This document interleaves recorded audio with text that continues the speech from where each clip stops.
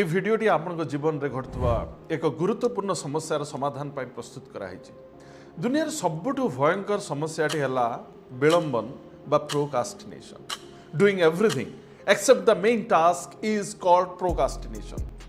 आपण मैंने जो निजर मुख्य काम को छाड़ी बाकी सब काम कर समय दियंती सेतबेले आपण प्रोकास्टिनेशन शिकार होती बोली धरा आप सब काम करेंगे किंतु जोटा मुख्य जोटा जरूरी अच्छी ताकू आपण एड़े देवे दैट इज कॉल्ड प्रोकास्टिनेशन।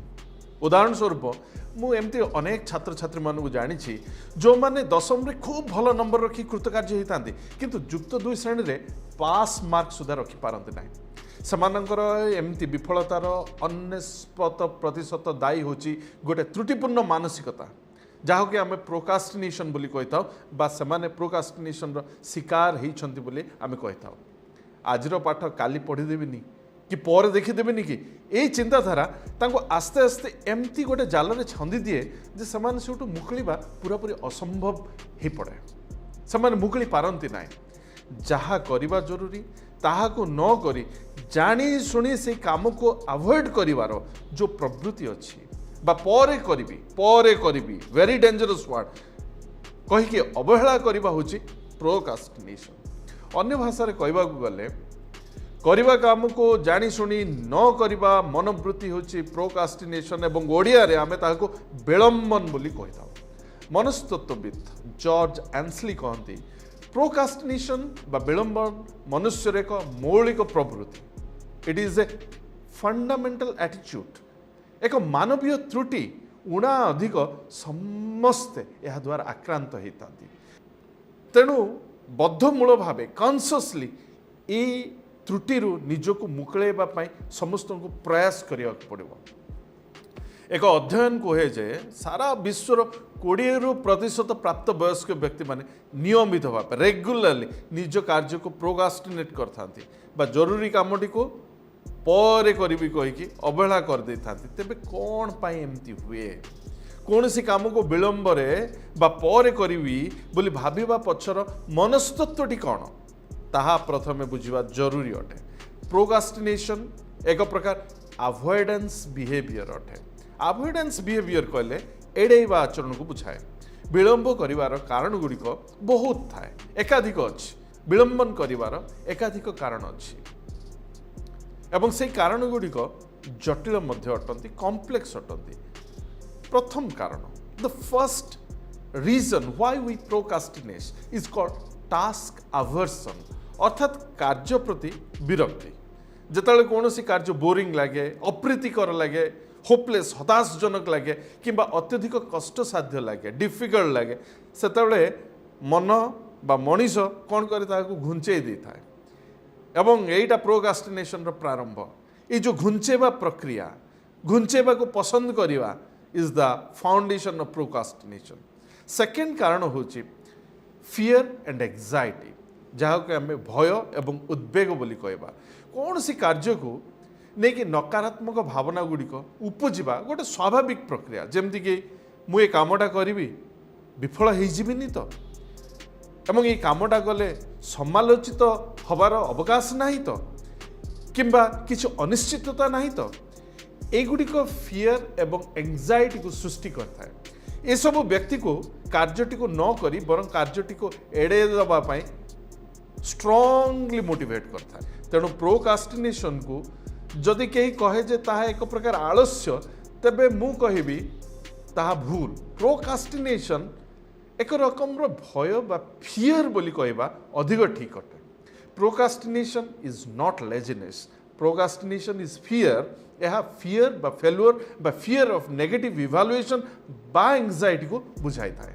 जेतेबेले आमे भयभीत बा उद्विग्न हो जाओ सेतेबेले आम मस्तिष्कर प्रीफ्रंटल कॉर्टेक्स जहाँ आमर युक्तिसम्मत चिंताधारार केन्द्र अटे ताहा निस्तेज हो जाए शटडाउन हो जाए एवं एमिगडाला जहाँ मस्तिष्कर आवेगर केन्द्र अटे ताहा सक्रिय हुए।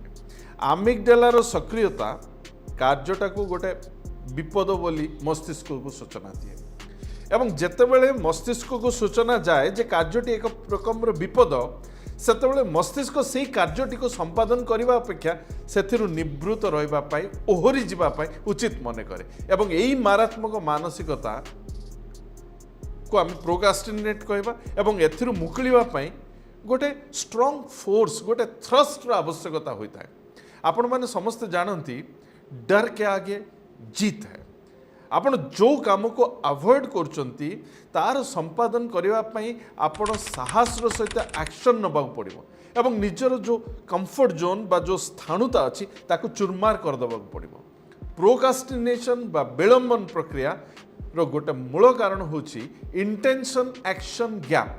इंटेंशन एक्शन गैप रो अर्थ होची इच्छा और कार्य भितर जो डिफरेंस अच्छी जो अंतर अच्छी। फॉर एग्जांपल आपण गोटे योजना करती किंबा गोटे लक्ष्य धारण करती जमती कि आज संध्या 5टारे मु मोर असाइनमेंट लिखा आरंभ करी किंतु समय आसले आपण से दिगरे काम न करिक टीवी देखिबे मोबाइल स्क्रोल करिवे। एटा होची आपणकर इच्छा आ कार्य भितर जो असमंजस बा जो गैप अच्छी। This is called intention action gap. ये परिस्थिति को मुकाबला करने आपण को प्रथमे निजर कर्म संपादन दिगरे किछि कनसर्टेड एफर्ट्स दबाव पड़ो किछि एक्शंस नबाव पड़ो। मन रखंतु action beats inaction every time. जदि आपण एक्शन नौचंती ताले आपणकर जो स्थाणुता अच्छी इनएक्शन अच्छी ताहाको आपण दूरीभूत करि परिबे। प्रोकास्टिनेशन रो आ गोटे बड्ड कारण हला परफेक्शनिज्म। अनेक समय आम चाहता कि मु जदि किछि करिबि तबे ता एते निखुण हवा दरकार एते परफेक्ट हवा दरकार जे ताहा गोटे एग्जाम्पल रूपे प्रशंसा अर्जन करिवो। तेबे एमती जो परफेक्शनिस्ट एटीट्यूड आपण निज भीतर रखती बेले बेले एहा हमर काम को आरंभ करने को ही दिए ना।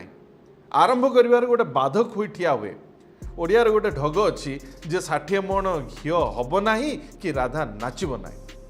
तेणु यही जो सिद्धतार चिंताधारा जितेबाला आप परफेक्शनिज्म चिंताधारा निज भीतर रखी दियंती सेतेबाला आप अपेक्षा ही करि चलती परिस्थिति परिवेश केतेबाला सुधुरिब किंतु परिवेश परिस्थिति सुधुरे नाही। आपण निजे जितेबाला काम को आरंभ करिवे धीरे धीरे धीरे आपणकर प्रोग्रेस हबो एवं ए progress over perfection is better. परिपूर्णता अपेक्षा प्रगति अधिक गुरुत्वपूर्ण। सबा शेष कह जाए प्रोकास्टिनेशन को तड़िया एक्शन ही एकमात्र आयुध। Start whether you are ready or not. प्रस्तुत होइथांतु बा न होइथांतु स्टार्ट इट। आपण आरंभ कर दियंतु देखिए रास्ता आपण पई खोली जिवो। A journey of 1000 mile begins with one step. सहस्र योजनर यात्रा गोटे पदक्षेप आरंभ होता है। सेथिपई कह जाए start whether you are ready or not. आशा करुच्ची आपण ये जो प्रोकास्टिनेशन रो कुहेलिकारु निजको मुक्त करने कॉन्शियसली आपण एक्शन नेबे एवं प्रोकास्टिनेशन को निज जीवन रु तड़ी देबे। पुणी थरे द्वितीय वीडियो रे हम माने देखा होबा। धन्यवाद।